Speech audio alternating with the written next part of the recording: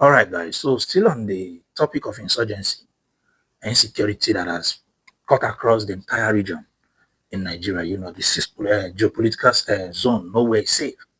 But now, I want to focus more on the north. Okay, I want to focus more. The essence of this video is to focus more a bit on the north, especially the northwest and the northeast, where this insurgency started from and where it has remained more, where it has continued. I think that's the right word. You see, if Nigeria is a country that's the leadership of Nigeria are serious to protect Nigerian citizens, which is our basic rights. It is the responsibility of every government, any government that come into power, to protect the rights of our citizens. Security is our rights. In fact, that is the number one basic right of every citizen. You can imagine our brothers and sisters in the north, whose region has been, you know, destroyed, completely, almost wiped off because of this insurgency. Still play religious cards, still play tribal bigotries. It's a shame. And you see, we have people in authority.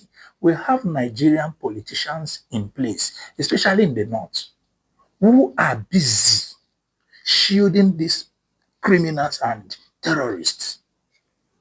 We have religious leaders, especially our so-called Islamic scholars in the north, the likes of Sheikh Gumi, who are protecting and shielding these guys from being persecuted and arrested.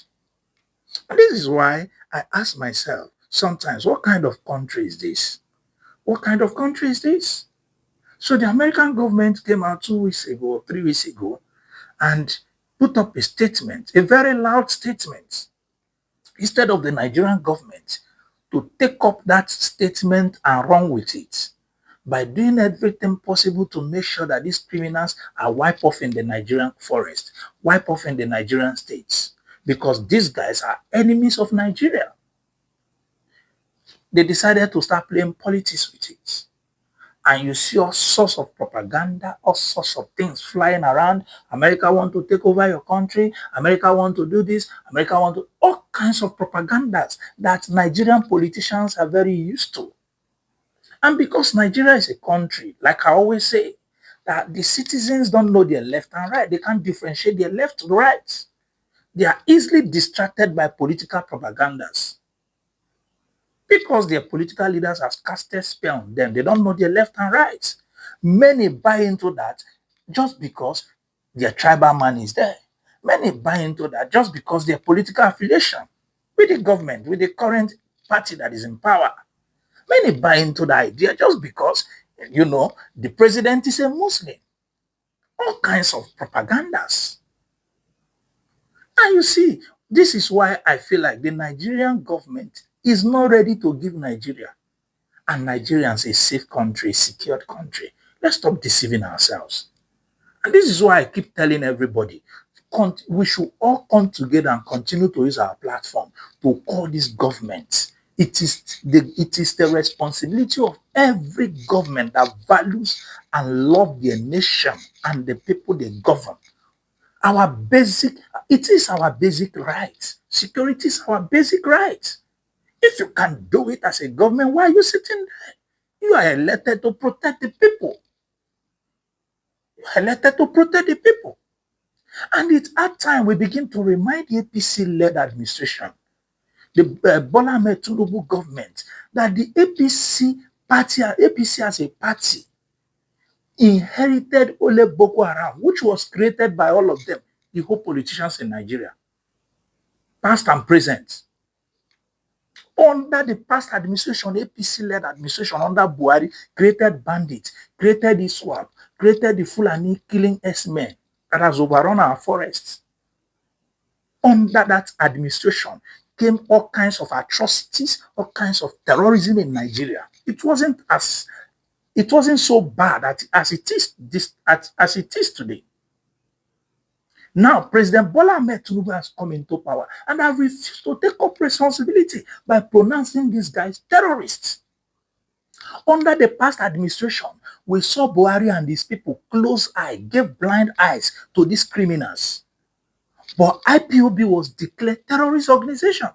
And the killing Fulani men that has overrun our forest, kidnapping, killing Nigerians, spying Nigerians, collecting ransom on a negotiation table with the politicians, work freely, protected. We saw the lives of Gumi, who was going to forest to negotiate with these guys. We saw the lives of Gumi, who was going to forest to give ransom to these guys. We saw the lives of Gumi, who was moving around, sympathizing and protecting these guys. And this man still walks freely today. It's a shame. It's a shame. It's a shame. I don't know whether our politicians value just few people who they feel they can access during campaign to win election, or they see Nigeria as a country of 200 and something or 300 and something million people that needs to be protected, irrespective of whoever you are, irrespective of any region, any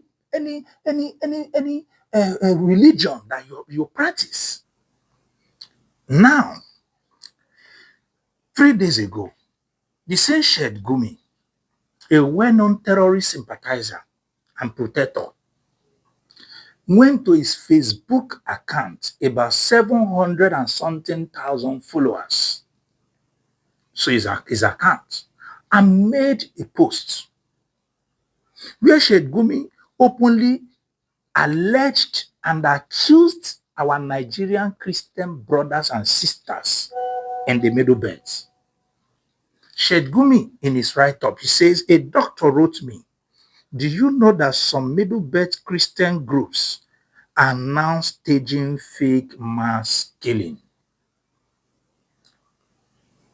I am using my platform to call on Shed Gumi, a well-known sympathizer of Fulani S-men, killer S-men, bandits, and the terrorism in the northeast, in the northwest, that has killed and pilled a lot of our children, a lot of our mothers, a lot of our fathers, that has rendered home useless, rendered children fatherless and motherless, to produce us with evidence of empty caskets, to produce us with evidence of fake burials, fake mass burials in the Middle Belt. You see why I keep saying Nigeria is a very sane country. Nigeria is not a country that is governed by the rule of law.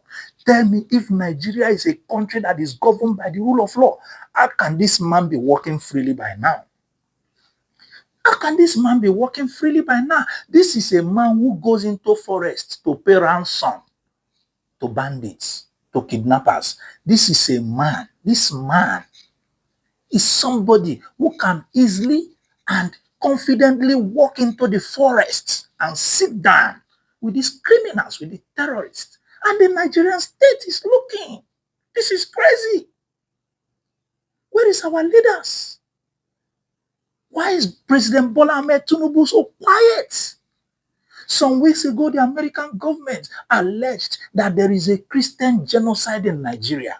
Everybody began to push, everywhere started shaking on what they consider as Donald Trump threats.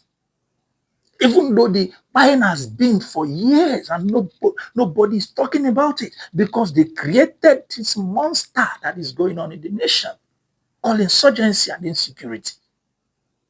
And they tried everything with their propaganda, everything. Now it's as if the whole thing is dying down gradually.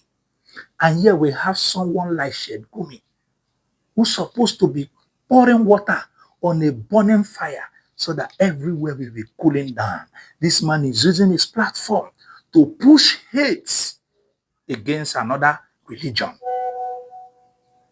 And the Nigerian government, the DSS is watching. The police is watching. The armed forces, the armies are watching. They cannot arrest this man.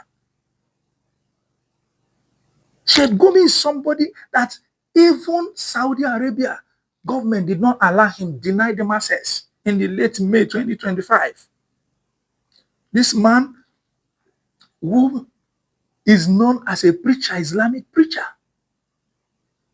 This man who is known as Islamic teacher, this man who is known as a devoted Muslim, was denied access in one of the biggest recognized and respected Muslim nation, denied him access and deported him at arrival. As soon as he arrived Saudi, the immigration detained him, denied him access, deport him straight back to Nigeria. And when the Saudi government want to push out statement on that, they said they refused to recognize and accept his view when it comes to terrorism because he's not practicing what Islam says or what Islam stands for. They said, the Saudi government said they are against his view when it comes to what these criminals are doing in Nigeria. But here in Nigeria, this man is working freely. He cannot be arrested. It's above the law. That is why he can take to his social media handle, one of the biggest platforms like Facebook, to push propaganda, to push hate, and to push false accusation against a region that has actually almost everybody, high percentage of the citizens, Nigerian citizens in that state, in that region, has almost been wiped off by these criminals. And Sheikh Gumi is using his platform to push propaganda. And he's working freely. The state security service cannot take him. You see why Nigeria as a nation, I feel like our leaders are not really ready. These guys don't really love this country. This is a man that Saudi did not allow access to their country. But this is a man that Nigerian political leaders are snapping pictures with. During election, during campaign, they go to lobby him. They snap photo and post on their social media handles to get sympathy votes. So tell me, if they win tomorrow, will they crack this kind of man? Will they go after him to arrest him? If we want, except we continue to deceive ourselves as a nation, if we want a secure country, if we want this terrorism, this spying, this killing to end in Nigeria, especially in the north, we must start holding Nigerian politicians, our political leaders in the north especially, accountable. We must start holding our religious leaders in the north accountable, especially the lives of Sheikh Gumi and a whole lot of them.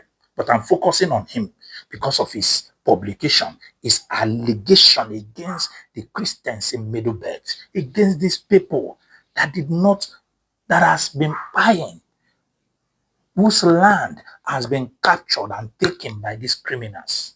It's a shame. The President Bola Ahmed Tinubu government should understand that if you protect one man's interest, shielding Sheikh Gumi is more like you are protecting his interest against the millions of Nigerians you sworn to protect. This man should be arrested. Sheikh Gumi should be arrested and questioned. And if possible, put on detention. Because this man is not doing this government any favor. He's not doing this government any good. He's even provoking. He's provoking the American government the more. Go to his Facebook page. You see all kinds of things he's posting against the American government, against Trump. This man is somebody that should not be allowed to roam around freely in our society. He should be taken into custody for detention and questioning. Except you people are not ready to win this war against insurgency. May God help Nigeria.